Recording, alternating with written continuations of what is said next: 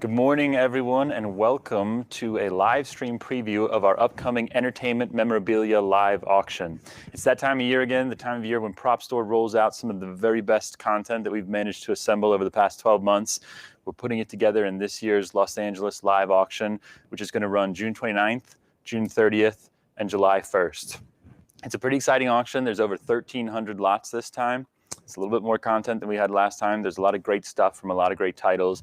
And it's actually an exciting day because if you haven't already, you can get access to that full catalog now. The full catalog is online and available if you're a registered bidder. So if you haven't registered already, go to propstore.com/live auction, get registered for the auction, and you will get a link today for the full PDF auction catalog. If you're not ready to register for the auction yet, and you just want to wait a few more days, it will be available to everybody, whether you've registered or not, on Tuesday, June 1st. So it's an exciting time for us. We've been working on this auction for quite a while. Several months or more have gone into preparing all this content. We're proud of the catalog. We're always proud of our catalogs. We put a lot of time and effort into them. The PDFs, the online version, which has more photos than the PDF. Certain lots are going to have things like videos that you can see there in the online catalog. We've got a little bit of new functionality that we've set up for the online catalog, which I'll just talk about for a minute, and then I'll get to the items, which I know is what you really want to see. But online functionality in our online bidding platform, we've improved the categories this year. So you'll be able to do more with the categories than you have in the past. You'll be able to sort very easily by franchise, by film title. You'll be able to sort by lots on day 1, 2, or 3. And it is very important as you're looking through the catalog and earmarking things you might want to bid on that you recognize which day, which of the 3 days your lot is on, so you don't miss it when it comes up. And on that note, we'll also be able to help you set up reminders. So you'll be able to set up text message reminders or Google Calendar reminders, Outlook calendar reminders, so you can plug something right into your calendar so that when you come back about a month from now during the auction, you don't miss that key lot that you've got your eye on. So please take a look at that. The online catalog, the interactive bidding platform that I'm talking about, that's not live for anyone until Tuesday, June 1st. But the PDF, as I say, you can get access to today if you're a registered bidder. So little incentive there to register for the auction and get a sneak peek at the content a few days before everybody else. Today, what I'm going to do is walk you through the setup that we put together here, which to me feels a little bit like being at San Diego Comic-Con. We haven't done Comic-Con for 2 years now. We've recreated it a little bit in our facility here so that we have an environment to showcase some of the pieces that are coming up in this auction. And so behind me on the stage here, it's a bit of an eclectic ensemble of material. Let me start with the pieces from Troy. I'm a big fan of the movie Troy. I love a lot of those sword and sandal type films. Gladiator is another great one. And we've had some very nice Troy content in the past, but these are two really fun pieces. This is Brad Pitt's sword and shield as Achilles. And so the shield, can you guys see that okay? Yeah. And let me just say, we are streaming live on multiple platforms, right? So we're going out on Facebook right now. I believe we're also going out on Instagram. YouTube. We're going on Facebook and YouTube. So if you're having trouble on one platform, you could always jump over to the other platform and watch us on Facebook or YouTube. And I believe the videos will live there at least for a little while. So even if you're not catching it live, hopefully it's there. Or if you need to go quickly, you can come back to it a little bit later. But let me show you these pieces from Troy. So the shield is a special effects version. What's cool about the shield is that there is a pneumatic air rig attached to the backside that allowed these arrows to pop out. And so this is basically used for a shot in the film where Brad Pitt is defending himself and blocks the arrows. The arrows themselves are actually flexible so that they can retract into it. They sort of do a 90-degree turn and bend into a housing that's mounted on the backside of the shield. And then when they got hit with the charge of compressed air, they pop out, and on film, it looks like the shield has just been shot. So that's a really cool practical effects gag. The sword, what's interesting about the sword, I'll just pick it up and hold it for a second. I don't know. You guys tell me, which camera am I showing it to? I'll show it to both. Okay. The sword here, this is a lightweight rubber version. And they made a number of different styles of the sword for the film. It's interesting. There are hero versions, which are metal and very heavy, and would have been used just for things like close-up shots, probably not used extensively because of their weight. This rubber version may have been the style that was used the most in filming because it's very easy for the actor to handle. And if you guys know the film, you'll know that he sometimes wears the sword on his back. It gets kind of strapped into his armor. So this would be a version that they could very easily dress into the costume. Or for action sequences, This is pretty lightweight, much easier to swing around than that big, heavy metal sword, and therefore probably would have seen some good use and good action. I know they also had retractable swords, where basically there's a seam in the blade here, and the tip is a different segment to the main body. It collapses into it, like for stabbing effects. And then they had some visual effects swords, where you basically just had the handle. It cut off about here with a bit of green screen material at the end. And like you can watch the behind the scenes footage of Brad Pitt doing the memorable neck stab at the opening of the film. And that's what he's got there, is really just the handle. And then, of course, visual effects paints in the rest of the blade. But this one probably looks a little bit better on someone's wall than the version that's just a handle. And you can see that there's a metal core running through it. You can actually see it just coming through the surface of the blade there. And that's what kind of allows the thing to stay rigid as it's being used for filming. So those, in my opinion, two really fun pieces that are coming up in the auction. Behind me, a couple of comedy pieces from Wayne's World. I love the Wayne's World films also. This is one of Garth costumes from Wayne's World 2, Dana Carvey. And the guitar is the famous Fender Stratocaster from the second film. So the Fender Stratocaster plays very, very heavily in the first movie. It's the She Will Be Mine guitar that you probably all remember. And then, of course, for continuity reasons, they had to have the guitar appear in the second film as well. It doesn't play quite as heavily in the second film. It's definitely more of a plot point in the first movie, but it's an interesting sort of behind the scenes story that they had to go out and get new guitars for the second film, because the first, I believe on the first movie, they had one or possibly two guitars. And when they went to start shooting the second, they didn't have them anymore. They'd basically been dispersed through the prop department. They couldn't find the exact guitars anymore. So they got a new one. This is one of the new ones. We're not totally sure if there were one guitar or two guitars that were used in that second film, but this is definitely one of the two from the production of the second Wayne's World film. So because of the significance of it to the overall Wayne's World story, including that first movie, it's a really key point from the film. If there's fans out there from Top Gun, the next piece here is a great Top Gun lot. This is Goose's sweatshirt from the famous volleyball scene. So this has got the Fighter Squadron logo on the front of it, which is silk screened on there. It's actually a sweatshirt that's cut off at the sleeves. And this will be from the production for that volleyball scene.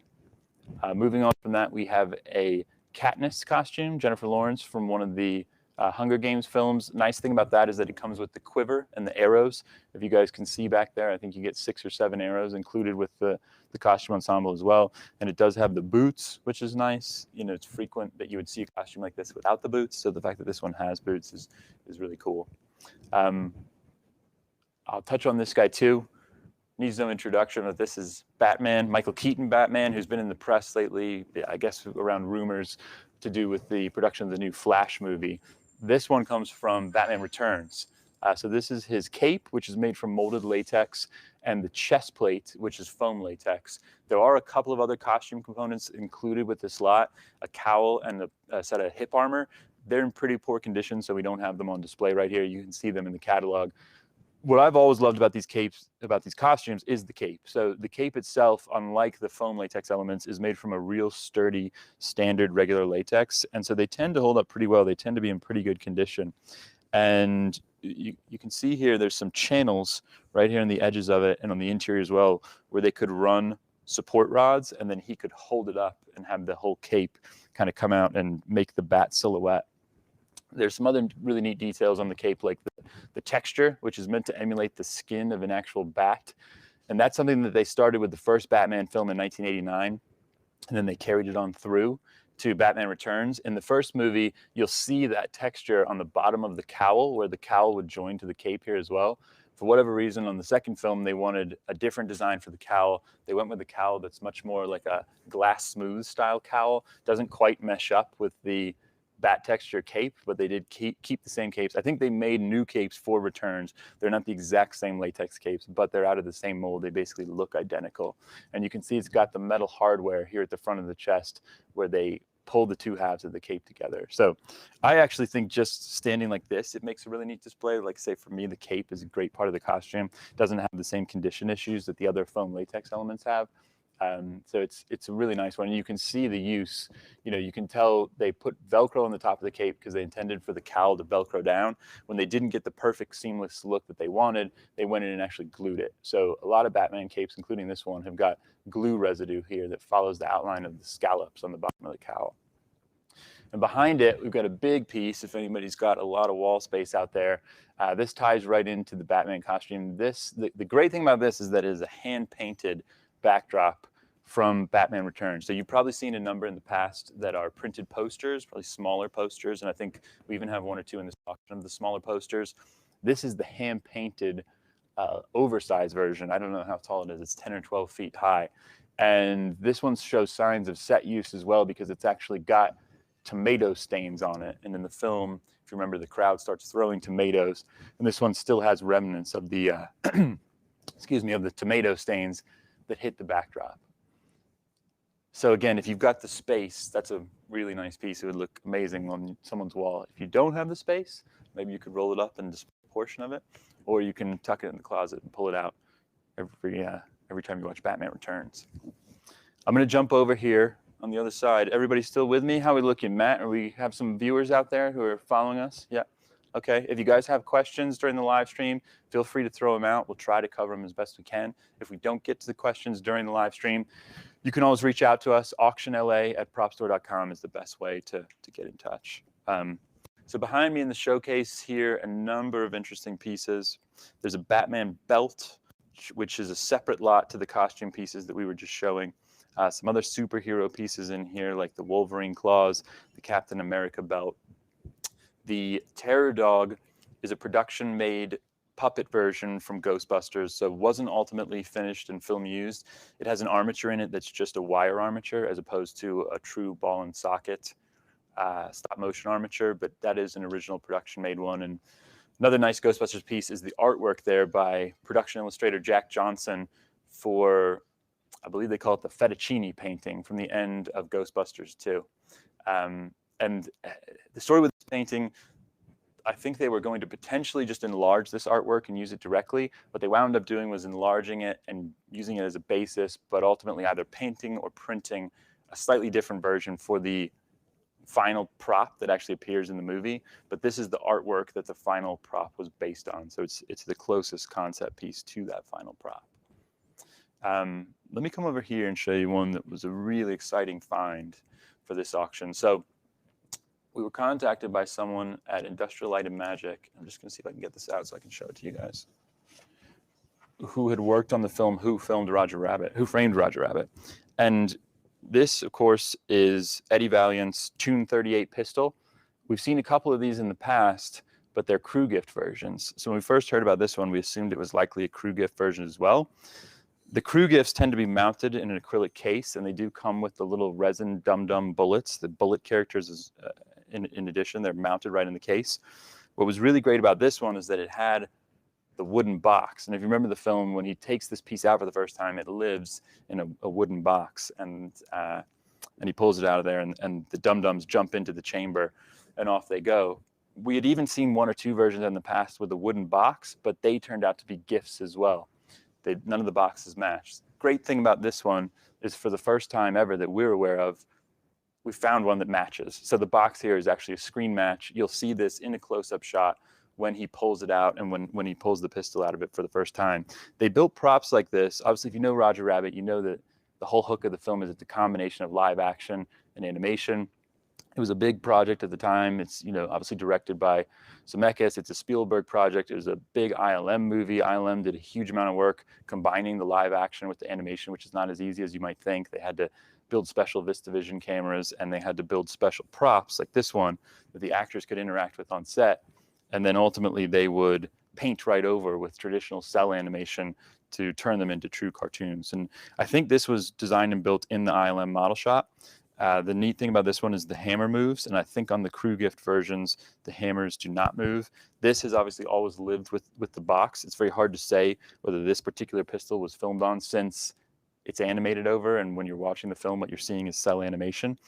But the fact that it's part of the set, the box is screen matched, is really great. And The box has got a logo on the top of it that says Valiant and Valiant. You know, it's Eddie Valiant's brother is part of the story as well in the movie. There's a little compartment with the velvet lined box where the Dum-Dums live, and it's marked on the back. I think it says something like Tune 38 and Dum-Dums from Who Framed Roger Rabbit, 1988. And that was basically the labeling that ILM put on it at the time, on the bottom side of the box, the underside, when they gifted it to this key crew member. So this is fresh to the hobby, fresh to collecting. You know, you may have seen other versions of this, but they've almost certainly been crew gift versions. This is, as far as we know, the only film-used Valiant box and pistol that has ever been offered. So that's an exciting piece, and we were really happy when that one turned up.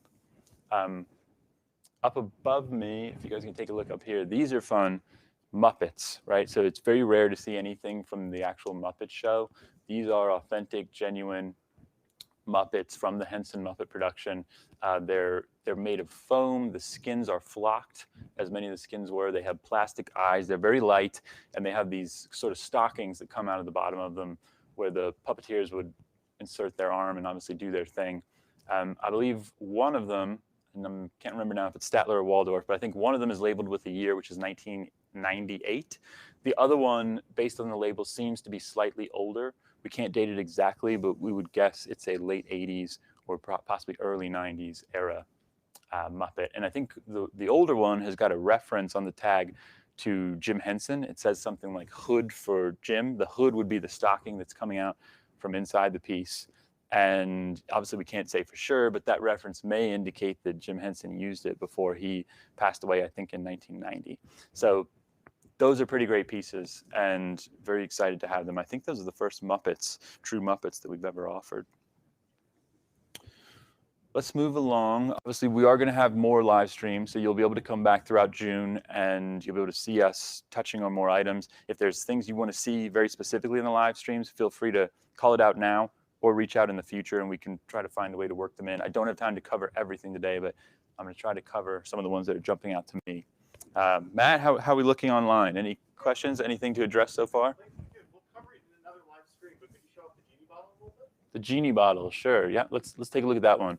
Fun thing about the Genie Bottle for us is, if you know Prop Store well, you know we tend to have a focus in a certain range, which is probably about the 1970s to today. We occasionally go into the 60s for things like Planet of the Apes, but vintage is not really our forte. You won't see a lot of Marilyn Monroe or John Wayne in a prop store auction. You may see a little bit of it, but obviously as you look through the catalog, you will see and you will come to expect to see a lot of the types of things that are on display here. So the Genie Bottle, a little bit of an outlier for us, but it is an original, came directly from the family of a crew member. We spent a lot of time researching this crew member's history, because if you know the Genie Bottles, you know they are made from real world bottles. I think liquor bottles, maybe liquor decanters that were hand painted for the show. And there's a couple different styles, very different styles that appear throughout filming. I think they had one style that was used for the early seasons, which were black and white photography, and then they converted to this style for the color photography. It's all done by hand, and there's a hole in the bottom of it where they would pump in the smoke effect for the show. So that's a fun one. Let's just see, where else should I go? About a lot of stuff there. The Pepsi bottle. Yep. Mask, the Jason mask too. Okay, yep, so Pepsi Perfect, obviously from Back to the Future Part 2.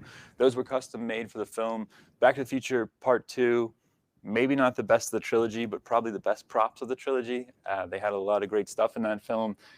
They had to design and build everything. I think Rick Carter was the production designer who was an Amblin associate for many years, worked on a lot of things like the Jurassic Park films and did the Back to the Future films. So there's a lot of great design and great props in there, things like the hoverboard and obviously the Pepsi Perfect bottle. I think they're all empty today because it's been so many years that the liquid is all evaporated. This one's obviously empty, as you can see there. And the little clock here may not be immediately recognizable, but if you put it in context with the Pepsi Perfect bottle, this is Back to the Future prop. Obviously, time is a huge theme, a huge element, motif of all those Back to the Future films. There's clocks all over them. I think in that opening scene of the first Back to the Future, there's probably about 100 clocks. I don't know where those are today. We've never handled those, but this little one is special. because it was on the dashboard of the DeLorean. And it's basically what Doc set up in the 1950s. This would have been the style of alarm clock available in the 1950s to tell Marty when he had to blast off from the starting line in order to be in exactly the right place to capture the lightning at 88 miles per hour and go back to the future. So this is a really significant little clock. And if you watch the film, if you're a Back to the Future fan or a DeLorean fan, you'll see it sitting right there on the dash when he does the time travel sequence at the end of the film. Let me talk about the mask for a minute. So the reason that this mask is a really great piece is that it has very strong provenance. It's come directly from the collection of Tom Bellissimo, who was the special effects or physical effects guy on the film. So physical effects is a reference to effects that were done on set. It tends to be things like pyro, explosions, things like that. Special effects today also means physical effects, really. And things like blue screen work, matte paintings, rotoscope work, or of course today, digital animation, they're all now coined as visual effects. So Tom Bellissimo was the physical effects guy on the film. Would build gadgets like this one. This is a little contraption that's been inserted into the inside of the mask here, which is a spring mechanism. And we've got a separate story where we've got a separate video that you'll be able to see on our YouTube where Tom tells the story. Obviously, he tells it better than I do because he was there. But essentially, there was going to be a shot in the film where Jim Carrey pulled this away from his face and a little frog kind of sprung out of it. And so they built this practical element, which would have been, you know, it's basically a little springboard that would have been released by a cable off camera to shoot the frog out. And it would have been hidden because it would be filmed like this. He pulls the piece away from his face, someone pulls the cable, and out flies the frog. So as a collector, when I look at this, one of the things I love about this is you would never see this in a replica. You know, this to me screams film build. That's a total special effects style build. You know, it's a little bit homemade. It would have been put together quickly in an effects workshop. And it just shows that the piece had some life to it as opposed to just coming out of a mold. And one of the troubling things with these props in general is there are a lot of copies out there. I think there were licensed replicas that were done back in the 90s. And there's many, many castings that float around out of the original mold. So if you don't have direct provenance, direct chain of ownership, it's hard to authenticate them. But this one, as I say, comes with the letter from Tom Bellissimo. It's actually signed by Jim Carrey right here on the center strip between the eyes. It says, "To Tom, now leave me alone, Jim Carrey." I think maybe Jim had had enough of being asked for his autograph on that film. But if you're a fan of the mask, obviously this is the key prop from the film. And it's rare to see one that has the direct provenance like this. So that's a really nice piece.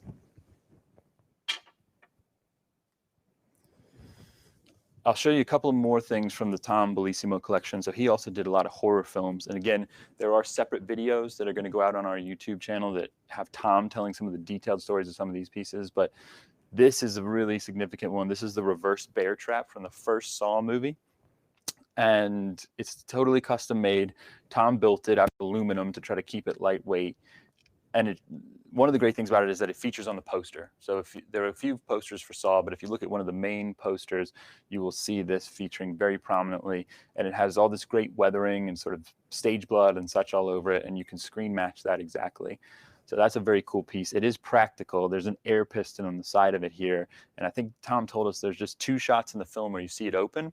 One is when it's on a foam dummy head, where they're just sort of showing you what it can do. And I think they enhanced that shot by putting some squibs into the dummy head. So when this goes off, the teeth here open up. It's supposed to rip the person's head apart. And they enhance that with the squibs on the foam head. And then there's another shot where it gets thrown on the ground and it pops open. And again, they just had an off-camera airline hooked up.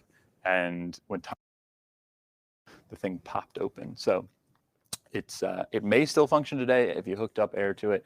We wouldn't recommend doing that at this point. We're letting it live as a collectible. It's no longer a practical movie prop. But another fun piece here from Saw is Jigsaw's Gauntlet blade. Again, it's practical. It's built out of like a drawer slide and it's spring loaded so the actor could hit a release and the blade would come popping out.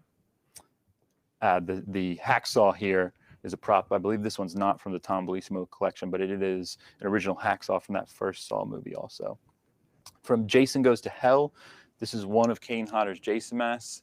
Great thing about this one, again, Tom's collection, again, Tom letter of authenticity, also screen matched. You've got this very specific weathering all over the face of it.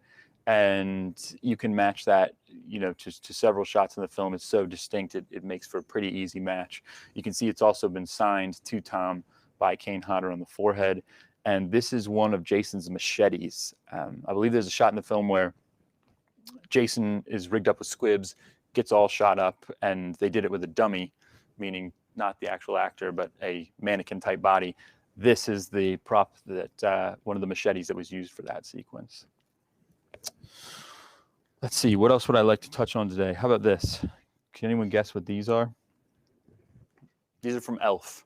We haven't had a lot from Elf in the past. I think we've had one of Will Ferrell's costumes, but these are little Elf shoes custom made for that film. We've got a couple other Elf pieces in the auction, and I think we may have some more fun Elf stuff that's coming up, not in this auction, but a different auction later in the year. So if you're a fan of that film, and it's a great holiday watch, there's a nice little piece there that you can get that's very recognizable with the pointy-toed Elf shoes. Over here, this is a neat piece. It's unusual for something like this to turn up in the US because this film was made in the UK. Most of the model work was done in the UK, but this is an original Moonraker shuttle from the back half, the end sequences of Moonraker. It's a custom-made model. This was done by Derek Meddings, the famous British visual effects artist who's well known for his contributions to the Bond films and other movies like Superman and the first Batman. It's a custom-made shuttle. It's made out of cast resin. It has some brass piping inside of it where they would funnel liquid nitrogen through it, and the liquid nitrogen would come out of the exhaust jets there and obviously make it look like it's traveling. So it's a little bit worse for the wear. It does have some signs of age. It's got some cracks on the surface. It's had a little bit of light restoration to glue some of the pieces back together. Because it's hollow, it's a shell, it is fairly delicate. And I know on the underside there's some holes where it was mounted for where it was mounted to the larger tanks for the vertical shots where it's taking off. And one of the neat things is there's a number of different shuttles in the film. They all have different numbers on them. This one's number 6, and that is specifically the one that Bond travels on. So if you're a Roger Moore Bond fan and you like Moonraker, for me, it might be a little bit cheesy, but if you like Moonraker, that's okay. There's a great piece here from it.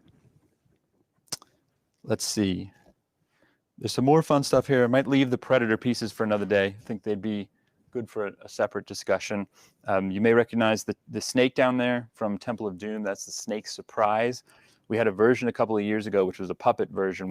The baby snakes came out of it and wiggled. It was practical. This is a static version. So as with everything in movie props, they always have multiples intended for different purposes. This would probably be for things like the shots where the waiter's carrying it when it comes out for the first time, and you're seeing it in a wider shot dressed on that tray.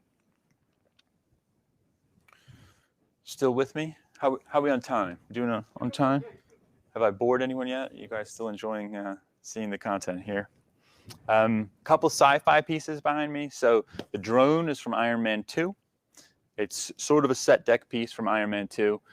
This here is not a set deck piece. This is very much a hero piece. This is Robocop's jetpack from the finale of Robocop 3. So this is a totally custom-made piece. They decided in the third Robocop film that he was going to fly. He was going to have a jetpack. This comes with some of the hand-drawn artwork by Craig Hayes, who designed and built the prop. So some of the hand-drawn concept sketches, which are really nice in themselves. They would look great framed up on the wall next to it. And this is a really nice build, actually. It's mostly vacuum formed plastic, so they can be lightweight. It's mostly hollow. There's an aluminum frame inside of it. This is a removable access panel here that gets into the control mechs for lighting. There's some neon lighting effect on the front side, on the shoulders. There's some red lights. And there's also some functional mechanical pistons that kind of make it look like it's locking into the shoulders. They're spring loaded, and they're controlled by a cable release that's hidden in that access panel. And the arms on this unit on the other side, I'll see if I can spin it around and show you actually, because it's on this nice stand that allows it to rotate. So the arms are practical as well. They're on ball joints mounted here. And if I just lift this off here, you can see basically the actor would strap in here and the arms would move with him as he did the action for the film.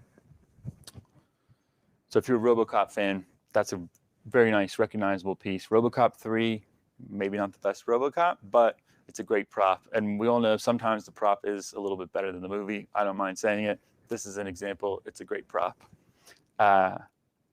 here is one where you may not recognize it, but once I call it out, it may pop to you a little bit. So this is from Blade Runner, and this is one of the parking meters from Blade Runner. This was designed by Sid Mead, and you see these, I think, a number of different times in the film. They would have made many of them. You know, I couldn't give you an exact number, but certainly there are numerous examples of this that show up in the movie. This is the only one I've ever seen in a private collection since, or anywhere since.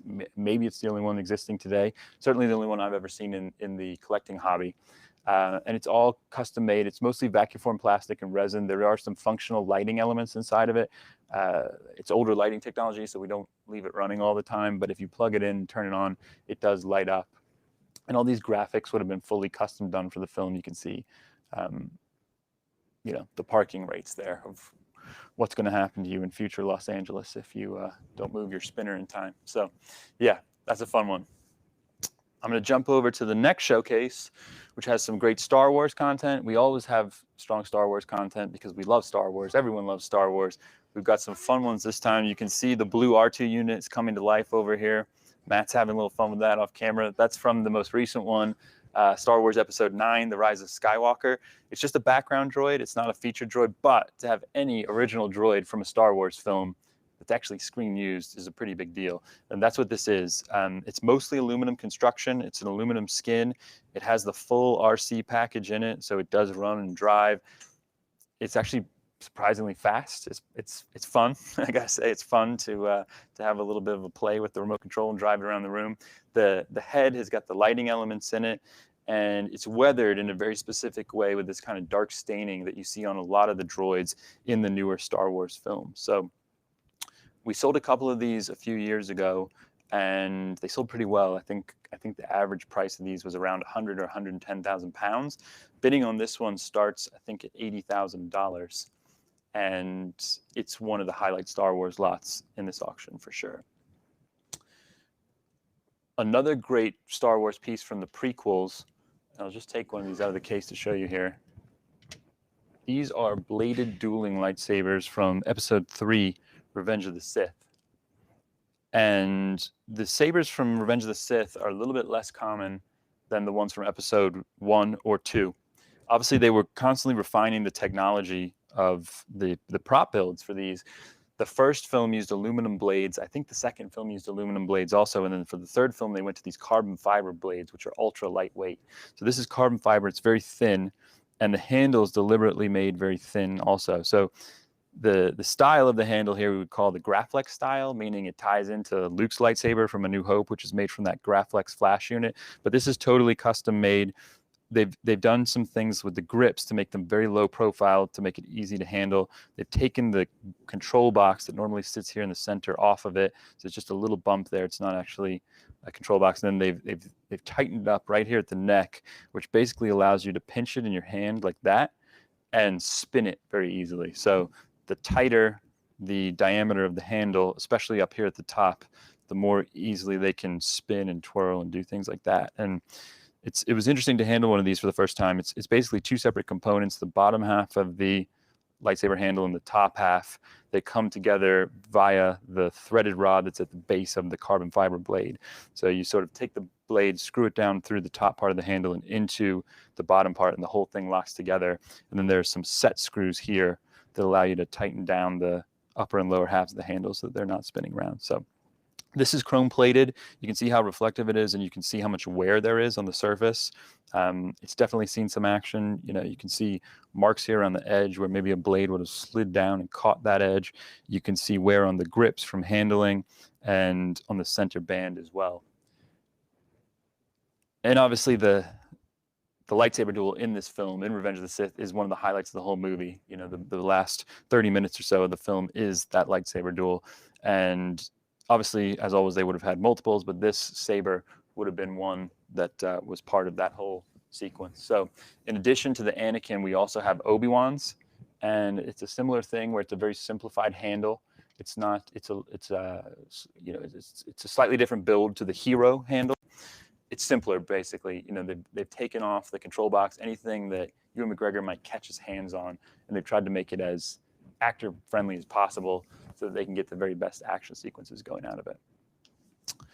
I'll save a couple more of the Star Wars pieces for another day because I think we're going to do a Star Wars highlights video. I just want to point out a couple of things quickly. The pulse rifle here, what's great about this is that it's screen matched. So if you know pulse rifles, if you follow the pulse rifle lore, you know that the hero pulse rifles were all broken down after production, stripped into various components. And even though they exist today, they've kind of been rebuilt and repainted.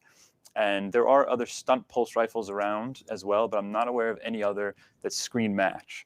So this is maybe the only, certainly one of the few screen matching pulse rifles in existence. It hasn't been messed with, it hasn't been repainted, it's the original finish, and it matches very nicely to a close-up shot of Vasquez when she's welding one of the doors closed in the movie. So great Aliens piece. And the Starship Troopers rifle, which is actually somewhat inspired by the design of the pulse rifle with the undermounted pump-action grenade launcher, it's also screen matched through the green bug blood splatter that's on the side of it. So that's a really nice piece as well, and obviously a separate lot, but we have the Sugar Watkins blood-covered armor also. Okay, I'll leave more of that case for another day. I'm going to come over here and talk about a couple of costumes. We've got Jennifer Lawrence from American Hustle. We have a background costume from Elf and another great costume from One Night in Miami. We have a nice collection of lots from One Night in Miami. I think we have 10 or 15 lots in total, both costumes and props. We've got things like the boxing gloves, the boxing trunks. So take a look at that section of the catalog. I believe it's on day 2 or 3 in the auction as well. And then I'm going to come over here to some of our real highlight lots for the sale. This is, as far as I know, the first ever officially released with studio paperwork example of a Harry Potter wand and Harry Potter glasses. So we were really excited to have these come in for the auction. These have been released directly from Warner Brothers Archive to support the Lumos charity, which is a charity that benefits children. The wand is from Harry Potter and the Deathly Hallows Part 1, I believe, and the glasses are attributed to Harry Potter and the Deathly Hallows Part 2. It's interesting with the wand. We know it came off that production. That's essentially what it was attributed to in the Warner Brothers archive system. That's the most recent film it was used on. It's possible that it was used on earlier productions as well, because he does use the same wand in a couple of prior films, going back to, I think, Prisoner of Azkaban. So it's obviously common, especially in a franchise or a series like Harry Potter, that props roll from one production to another. This one could have been used in other films, but we know definitely from the production of Deathly Hallows. And the glasses are simple, but also iconic and recognizable, the round spectacles that Harry wore through the series. This one, I think, is specifically attributed to Deathly Hallows Part 2. This is the original on-set case that calls them out as hero glasses, which is really nice. And again, that does come with the Warner Brothers Certificate of Authenticity. So a couple of great pieces there for Potter fans. I'll come over here to our Indiana Jones pedestal. This is one of the highlights of the auction, Indy's Fedora. This is an original Fedora from Temple of Doom. And this was made by the Herbert Johnson Hat Company in London. I'll just pick up, see if I can show you the interior.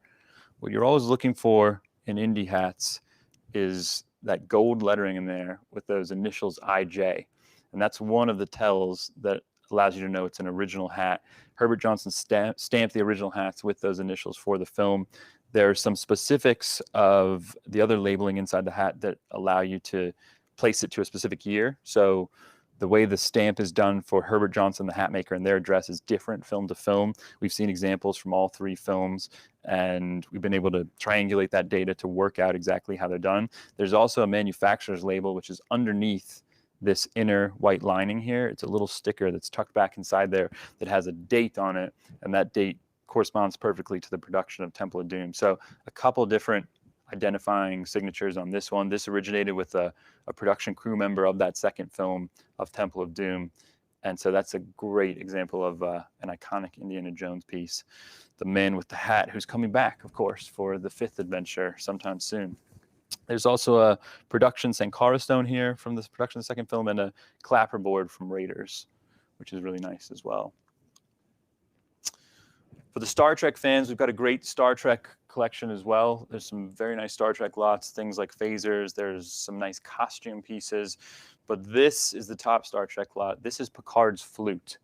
And so if you're a fan of Next Gen, you know how significant this flute is. You know how important it is to Trek fans and to the Picard character. One of the interesting things about the Flute, which I didn't realize until I saw it in person, is it's actually made of brass. And I'll see if I can just pick it up here just to give you a slightly better look at it. So it's surprisingly heavy. You would expect it to be very lightweight, but it is quite heavy.